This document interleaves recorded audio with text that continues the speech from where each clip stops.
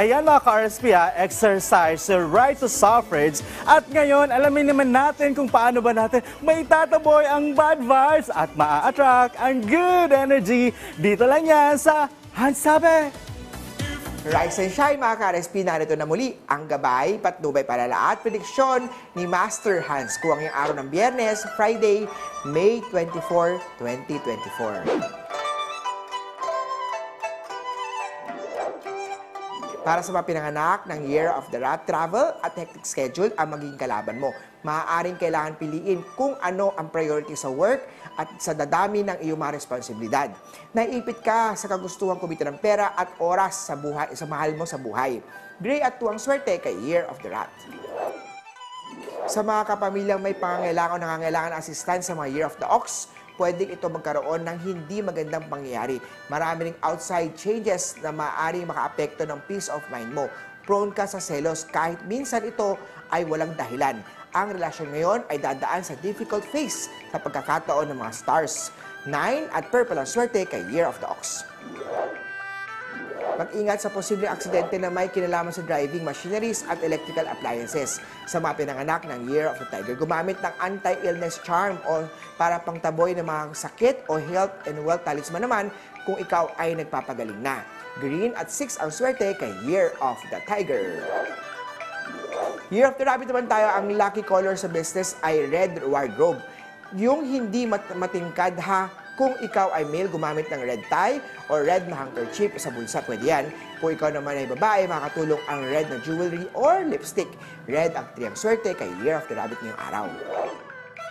Drago naman tayo, umiwas sa masyadong pagiging prangka at mataas na probability na makasagasa ng feelings ng katrabaho o ng family mo. Peach at 12 ang swerte kay Year of the Dragon. Sa snake naman tayo, diplomacy at understanding ang higit na kailangan para ma-meet ang layunin at maging tagumpay sa mga endeavors.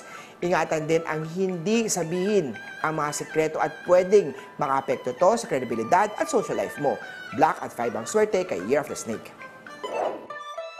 Punta naman tayo sa mga pinanganak ng Year of the Horse. Maging observant sa iyong kalusugan at magpa-check up kung ikaw ay may nararamdaman. Sundin ang healthy lifestyle.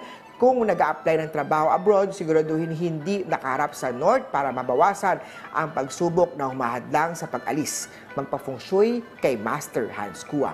Maroon at 4 ang swerte kay Year of the Horse.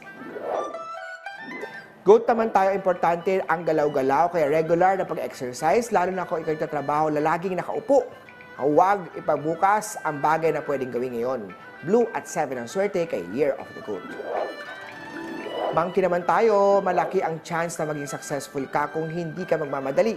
Huwag din maging invested sa mga bagay o project na may short-term rewards. Piliin ang mga long-term payoff. Orange at 1 ang swerte kay Year of the Monkey. Sa mga rooster naman tayo, pagbili ng bagong kotse o bahay, mas piliin ang asset, ang mga real estate. Bili ng mga bagay maaaring makagamit o pagkakakitaan. Aqua at 14 ang swerte kay Year of the Rooster. Sa mga Year of the Dog naman tayo, maikli ang iyong pasensya kapag napupuruhan ka na. Prone ka sa pagkainit ng ulo, lalo sa tingin mo ay laging may kumukontra sa iyo o nag-aantay ng resulta na hindi nagmamaterialize. Stick to your goals at huwag magpadala sa negative na sinasabi ng mga nakapaligid sa iyo. Brown 15 ang swerte kay Year of the Doggy. Last but not the least, para sa mga pinanganak ng Year of the Piggy, swerte ang sign ng Year of the Sheep, Year of the Goat, at Year of the Tiger sa Year of the Piggy. Mahalaga ang tulong nila upang maitawid ka sa mga pangangailangan mo. Iwasan magalit o maging over-demanding sa trabaho dahil pwedeng magkaroon ng misunderstanding. Maaaring magpahamak to sa professional relationship mo. Itabi ang ego at maging open sa mga advice ng mga taong nakakasalamuha o nakataas sa iyo. Gold at 16 ang swerte kay Year of the Piggy.